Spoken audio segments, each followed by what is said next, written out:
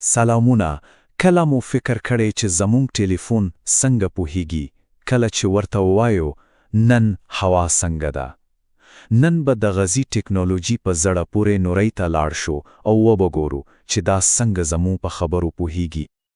دا خو اوس زموږ د ورځنۍ ژوند یوه عادي برخه ګرځېدلې. سمې ده، موږ په خپلو وسیلو تکیه کوو چې زموږ غیزي غوښتنې درک کړي. خو یو لږ څه فکر کوئ چې ټکنالوژي ستاسو په ژبې نه پوهېده نو بیا به څه کېدل؟ ښه، د نورې د ډېرو خلکو لپاره دا یوازې یو خیال نه بلکې یو حقیقت دی. د غوزي ټکنالوژي اسانتیا ورته یوازې یو خوب دی. هم دا ډیجیټل ویش دی چې میلیونو خلک یې شاته پرېښي. په دې سپړاندې کې به مو وسچېرو چې دا ټشه ولې شتون لري او د هغې د ډکولو لپاره څه هلې ځلې روانې دي. راځئ چې د یو ځانګړې قضیې په توګه پښتو ژبه راواخلو. یوه ژبه چې میلیونونه ویونکي لري خو په ډیجیټل دنیا کې تقریبا شتون نه لري. راځئ وپلټو چې دا څنګه وشو. پښتو چې دومره ژور کلتوري میراث لري د ډیجیټل ورکیدو له خطر سره مخ ده. په ټکنالوژي کې د ژبې نشتوالي نه یوازې ته هوی ولنکي سنډې ته کوي بلکې د انساني ژبني تنوع د یو مهم برخې د لمنځي واړلو خطر هم راومنځته کوي. دا یوه ډېر جدي ستونزه ده. نو اصلي لامل څه دی چې پښتو او ډېرې نور ژبې په د ډیجیټل تیاره کې ساتي؟ جواب په یو ډېر ځواکمنده ځان پیاوړی کوونکې کړۍ کې نغښتی دی چې د ناوړه کړۍ په نوم پیژندل کیږي. راځئ چې داسې فکر وکړو.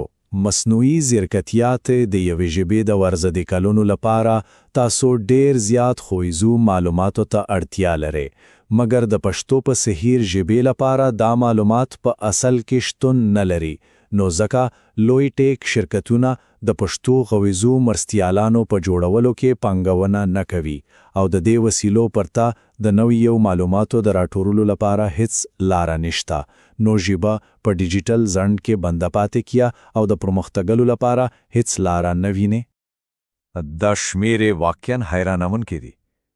د انګلیسي او پښتو ترمنځ د معلوماتو توپیر یوازې یو واټن نه دی. دا یو ستر خلیج دی چې د ډیجیټل نابرابري دا ناوړه کړۍ تلپاتې کوي. دا یو روشن یادونه دی چې موږ له یوې څومره سختې جګړې سره مخ یو. خو که د دې ناوړه کړۍ د ماتولو لپاره یوه لار وي کې وتوله وکولی شي سره راټول شي تر څو د خپلې ژبې لپاره ډیجیټل راتلونکې په خپلې جوړ کړي. خو دا هغه ځای دی چې کیسه ډیره په زړه پورې کیږي. دلته نو موزیلا کامن وایس ډګر ته راځي، یو بنیادی نوښت چې د ژبې د ساتنې ځواک بیرته د خلکو په لاسونو کې ورکوي. د معلوماتو د ډیموکراتیکي کوونو سره دا پروژیکټ د هرې ژبې لپاره لاره هواروي چې په ډیجیټل پیر کې وده وکړي. دا په حقیقت کې د ژبني مساوات لپاره یو حرکت دی. نو دا د خلکو په مټ پیل شوي حرکت په عمل کې تخنه ښکاري.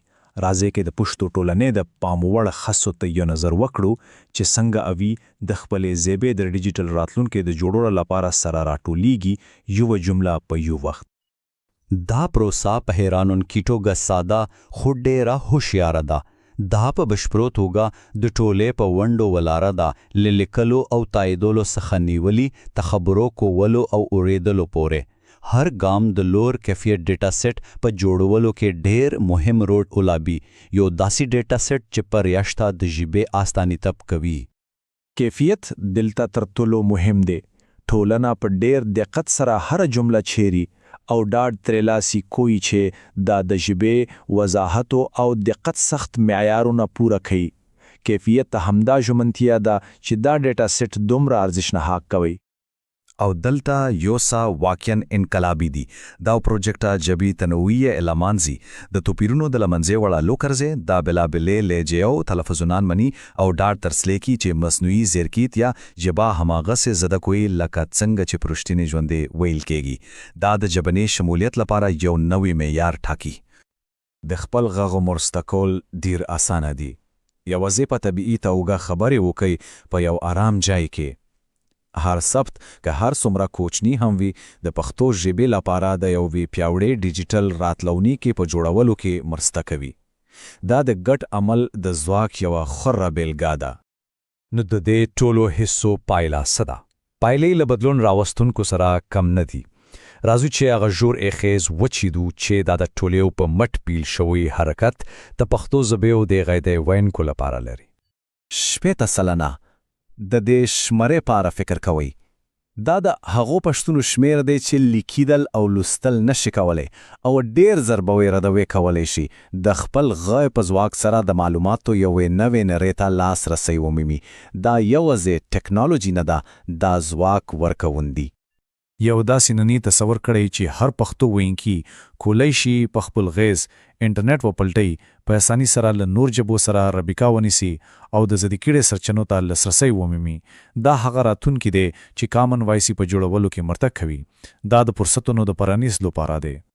خو دا سفر لا پای ته نه دی رسیدلی. د یو یادونه ده چې د یوې ژبې ساتنه یو ګډ مسولیت دی. دا د زرګونو غنو دوامداره ژمنتیا د اړتیا لري چې د یو ګډ هدف په لار په سره راټول شي. هر څوک کولی شي په دې کې خپل رول ولوبوي. 1 میلیون غږونه دا د ټولنې د ځواک یوه حیرانونکې نشانه ده.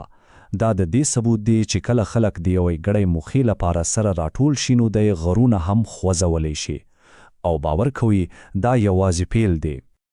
لکه څنګه چې مو ولیدل د یوې ژبې د ډیجیټل راتلونکي د خوندي کولو ځواک د هغې په خپله ټولنې کې دی. نو پوسټونه دا نه دي چې څه کېدی شي، بلکې دا ده چې د خپلې ژبې د ساتنې لپاره به موږ څه وکړو. راتلونکي زموږ په لاسونو کې دی.